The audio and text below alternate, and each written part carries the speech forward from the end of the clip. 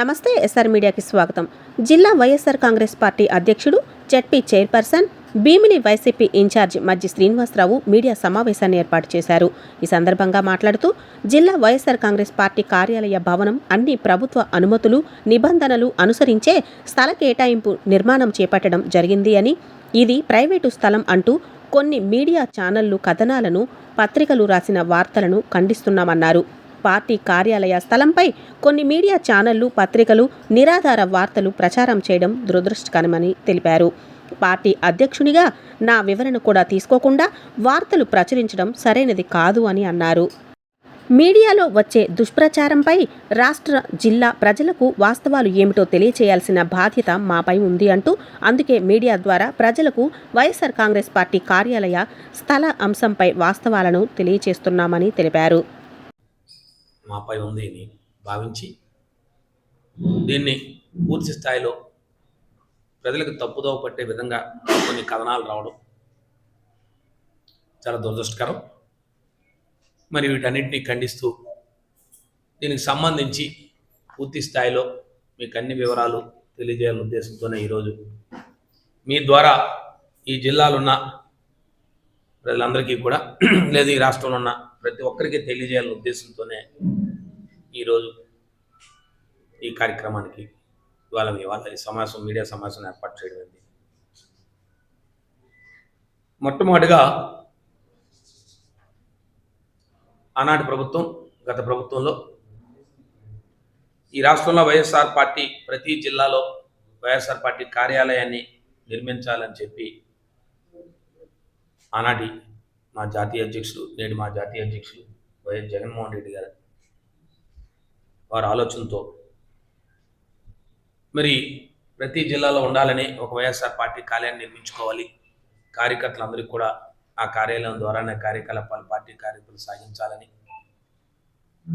అప్పటి వరకు ఉన్న అద్దె భవనాల్లో ఉన్న కార్యాలయాలన్నీ కూడా సొంత భవనాలు కట్టుకోవాలని ఒక ఆలోచన చేసి ఆనాడు వారు మా జాతీయ అధ్యక్షులు వారు మాకు ఆదేశాలు జారీ చేస్తే ఆనాడు నేనే జిల్లా పార్టీ అధ్యక్షుడిగా ఉంటూ వైసీపీ కార్యాలయం కోసం 2021లో మేము ఒక దరఖాస్తు చేయడం జరిగింది. 2021లో దాన్ని అప్పుడున్న అధికారులు ఈ స్థలాన్ని గుర్తించి ఏదైతే ఇవాళ సమావేశం ఏర్పాటు చేసుకున్నామో ఈ స్థలాన్ని వారు ఐడెంటిఫై చేసి వారు ఈ స్థలాన్ని మరి ప్రభుత్వానికి ఆ రోజు పంపించి అప్పుడున్న ప్రభుత్వ నిబంధనల ప్రకారం 2022 జనవరి 12ని మాకు ఒక జీవోని ఇష్యూ చేశారు. ఆ జీవోలో డిఓఎంఎస్ నెంబర్ 340 నిబంధనలు అనుసరించి విజయనగరంలో మహారాజ్పేటలో టీఎస్ నెంబర్ 569లో 1 ఎకరా స్థలాన్ని 33 ఏళ్ళ లీజు కార్యక్రమాలకు 33 ఏళ్ళు లీజుతో ఆనాడు మాకు కేటాయించడం జరిగింది. దానికి సంబంధించిన జియో పేపర్స్ కూడా మీకు కావాలంటే ఎవరికైనా మీకు కావాలంటే ఇస్తాను. తర్వాత దానిపై ఆనాడు ఈ జియో ప్రాతిపదికలో జరిగినప్పుడు ఆనాడు అప్పుడున్న విజయనగరం తహసీల్దార్ గారు ఒక లేఖ ద్వారా విజయనగరం నగరపాలక సంస్థని ఒక తీర్మానాన్ని కూడా వారు అడిగారు. ఎందుకంటే ఇది నగరంలో ఉంది కాబట్టి వారి తాలూకు అనుమతి కూడా కావాలని చెప్పి ప్రభుత్వ నిబంధనలు చెప్తానాయని చెప్పి వారు ఆనాడు ఏదైతే నగరపాలక సంస్థ, విజయనగరం నగరపాలక సంస్థ వారు అప్పట్లో కేటాయింపుకు నగర మేయర్ గారి ఆధ్వర్యంలో దానికి ఆమోద ముద్ర కూడా వేశారు. వేసిన తర్వాత ఆ ఫైల్ ముందుకెళ్ళింది. ఈ రాష్ట్రంలో అన్ని జిల్లాలకి అలాట్ చేసిన విధంగానే విజయనగరం జిల్లాకు కూడా 1 ఎకరా స్థలాన్ని ఆనాడు ప్రభుత్వం చెప్పాను 2000 ఏదైతే జీవో నెంబర్ ప్రకారం మాకు మే 18ని జిల్లా కలెక్టర్ గారు మాకు ఉత్తర్వులు ఇచ్చారు ఆ రోజు. అలాగే మే 23ని తహసీల్దార్ గారు మరి పార్టీ కార్యాలయానికి సంబంధించి ఉత్తర్వులు వచ్చి మాకు పొజిషన్ కూడా ఇచ్చారు. ఆనాడు తహసీల్దార్ గారు మాకు పొజిషన్ కూడా ఇచ్చారు. అప్పుడు కలెక్టర్ ఉత్తర్వుల మేరకు విజయనగరం తహసీల్దార్ గారు 2022 జూన్ 6వ తారీఖుని 2022 జూన్ 6వ తారీఖుని మాకు పొజిషన్ కూడా ఇచ్చారు. ఆ రోజు యాజ్ పర్ జియో ప్రకారం గవర్నమెంట్ ఇచ్చిన ఇన్స్ట్రక్షన్స్ ఏదైతే జియో ఇచ్చిందో యాజ్ పర్ త్రూ CCLA ద్వారా దాని ద్వారా ఏవైతే దానికి సంబంధించిన పూర్తిగా పూర్తిగా అనుమతులన్నీ తీసుకొని అనుమతుల ప్రకారం మాకు ఇచ్చారు. 2023 జనవరి 28ని మేము కార్యాలయాన్ని ఆనాడు జిల్లా అధ్యక్షుడిగా నేనే, మా జిల్లాలో ఉన్న పెద్దలందరం కూడా, జిల్లా ఆనాడు శాసనసభ్యులు మంత్రులు అందరం కూడా దాన్ని శంకుస్థాపన కూడా చేస్తాం. మీరు కూడా ఆనాడు మీడియాలో కూడా ఆ రోజు అన్ని పేపర్లో, టీవీలో కూడా అన్నింటిలో జిల్లా కార్యాలయం శంకుస్థాపన చేశాం. ఇది రాష్ట్రం మొత్తం మీద ఒక 26 జిల్లాల్లో కూడా ఆనాడు కార్యక్రమం జరిగింది. ఒక్కొక్క రోజుతో మంచి రోజుతో పాటు చేసుకున్నాం. ఆనాడికి మేము ప్లాన్ అప్రూవల్స్ పెట్టాం. మాకు ఇనిషియల్ ప్లాన్ క్లియరెన్స్ ఇచ్చారు. దాని మీద అనుమతులు అన్నీ కూడా కన్స్ట్రక్షన్ స్టార్ట్ చేసాం. ఇది 2023 జనవరి 28ని మేము శంకుస్థాపన చేసిన తర్వాత ఈ కార్యక్రమాలు చేస్తూ మరి మొన్న 2025 ఆల్మోస్ట్ 2 ఇయర్స్ మీకు అయి ఉంటుంది. 2 ఇయర్స్ వరకు ఈ కన్స్ట్రక్షన్ అంతా కంప్లీట్ చేస్తా ఉన్నాం, సుమారు 2 సంవత్సరాల కాలం. అయితే ఈ కార్యక్రమం ఇలా జరుగుతూ ఉన్న ప్రక్రియలో భాగంగా ప్రభుత్వం మారిన తర్వాత కొత్తగా ఏర్పడిన ప్రభుత్వం, ఈ కూటమి ప్రభుత్వం, ప్రధాన భాగస్వామి తెలుగుదేశం పార్టీ, ఈ రాష్ట్రంలో ఉన్న వైఎస్ఆర్ పార్టీలు అన్నిటికీ కూడా నోటీసులు ఇవ్వడం, వైఎస్ఆర్ పార్టీకి నోటీసులు ఇవ్వడం, అందులో కొన్ని కార్యాలయాలు ఆనాడు ఏదో ఒకటో కార్యాలయాలకు నోటీసులు ఇవ్వడం, దాంట్లో భాగంగా తాడేపల్లి కార్యాలయాన్ని అయితే మరి ఆనాడు ప్రభుత్వం, ఇప్పుడున్న ప్రభుత్వం దాన్ని కూలగొల్చడం కూడా జరిగింది. అది అందరం కూడా ఈ రాష్ట్రంలో ప్రజలందరూ కూడా చూశారు. ప్రభుత్వం ఏర్పడిన వెంటనే అక్కడ కొన్ని అనుమతులు లేవని, లేదా రాత్రి తగిన నిబంధనలు పాటించకుండానే దాన్ని కూల్చివేయడం జరిగింది. అప్పుడు కూల్చివేసిన తర్వాత మేమంతా కూడా న్యాయస్థానాన్ని ఆశ్రయించాం. అన్ని కార్యాలయాలు కూడా న్యాయస్థానాన్ని ఆశ్రయించాం. మాకు అనుమతులు, ఇనిషియల్ ప్లాన్స్ వచ్చాయి.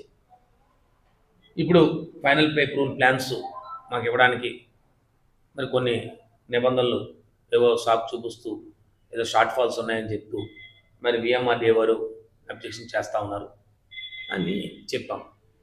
ఎందుకు VMRDAకి వెళ్ళింది? గత ప్రభుత్వంలో అయితే విజయనగరం కార్పొరేషన్ వాళ్ళు ఇచ్చేవారు. ఫైనల్ ప్లాన్ అప్రూవల్ వచ్చే నాటికి ప్రభుత్వం మారడం, ఈ ప్రభుత్వం కొత్తగా ప్రభుత్వం ఏర్పడిన తర్వాత ఈ బదలాయింపు అంతా ఆనాడు VMRDAకి ఉండేది. ఇప్పుడున్న ప్రభుత్వం కార్పొరేషన్కి వాటిని బదలాయించింది.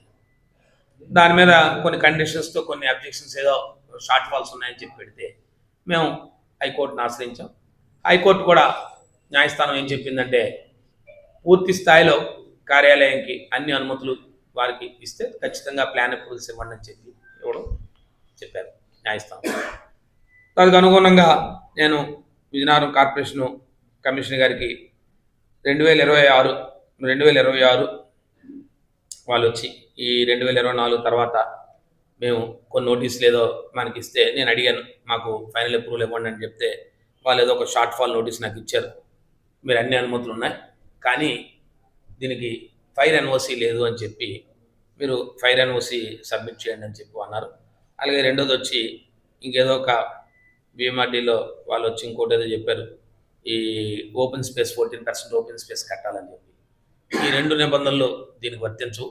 14% ఓపెన్ స్పేస్ అనేది ఇదేమో లేఅవుట్ ప్లాన్ గట్రా కాదు, ఇది ఖాళీ స్థలం, ప్రభుత్వం మాకు కేటాయించిన స్థలం.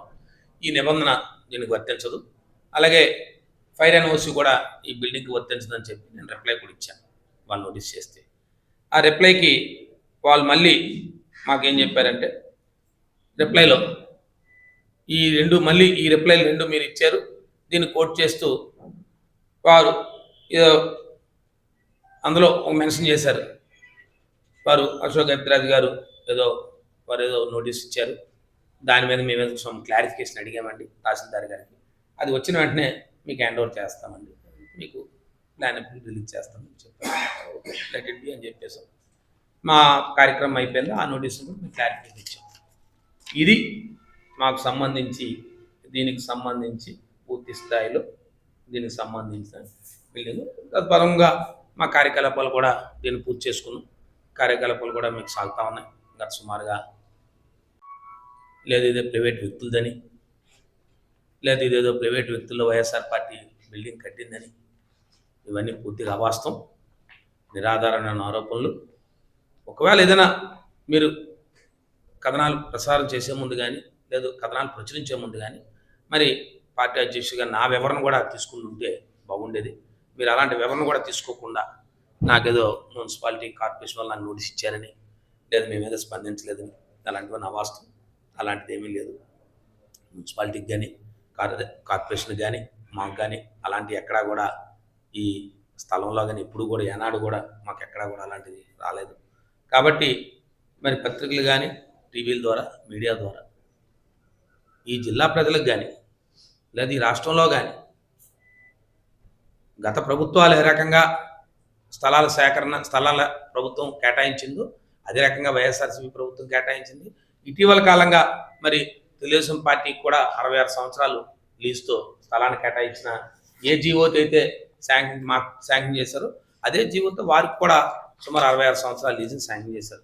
ఏదైతే 340/2016 ఆ రోజున్న జీవో ఏదైతే ఉందో అదే జీవో ప్రాతిపదికన ఈరోజు తెలుగుదేశం పార్టీ కూడా సుమారు 2 ఎకరాల స్థలాన్ని 66 ఏళ్ళు లీజుకి వారికి కూడా ప్రభుత్వం ఇచ్చింది. కాబట్టి ఇవన్నీ కూడా మరి ఎందుకు పత్రికల్లో ఈ రకమైన ఎక్కడి నుంచి ఎలాంటి సమాచారాన్ని ధృవీకరించుకోకుండా వైఎస్ఆర్ పార్టీ కార్యాలయం పూర్తిగా ప్రభుత్వం అన్ని నిబంధనలు చూసుకొని అన్ని గైడ్లైన్స్ చూసుకొని ఒక ప్రభుత్వం ఒక స్థలాన్ని ఒక లీజుగా కేటాయించాలి అంటే ఒక రాజకీయ పార్టీకి కానీ లేదు ప్రభుత్వం ఇంకేదైనా వేరే వ్యక్తులకు కానీ లేదా అక్కడున్న ప్రభుత్వ అవసరాలకు కానీ లేదా ఏదైనా ఒక ఇండస్ట్రీస్ కానీ ఏ రకంగా అయితే చేస్తారో ఈ పొలిటికల్ పార్టీస్కి ఏ రకంగా పార్టీ స్థలాన్ని ఇస్తారో అన్ని రాజకీయ పార్టీలకి ఉమ్మడి రాష్ట్రంలో ఉన్నప్పుడు ఏవైతే జీవోల ప్రాతిపదికన ఆనాడు కేటాయించారు ఇదే జిల్లాలో ఆనాడు కూడా కాంగ్రెస్ పార్టీకి కూడా సుమారు 3,000-2,500 గజాల స్థలాన్ని ఆనాడు తోటపాలెం దగ్గర ప్రభుత్వం పూర్తిగా అన్ని నిబంధనలు అన్నీ చేస్తారు తప్ప ఇందులో ఇతరుల ప్రమేయం కానీ వ్యక్తుల ప్రమేయం కానీ ఎప్పుడు ఉండదు. ఇది పూర్తిగా ప్రభుత్వ అధికారులు ప్రభుత్వంలో జరుగుతారు తప్ప ఇవన్నీ జరుగుతాయని చెప్పి మీ ద్వారా చెప్తా ఉన్నాను.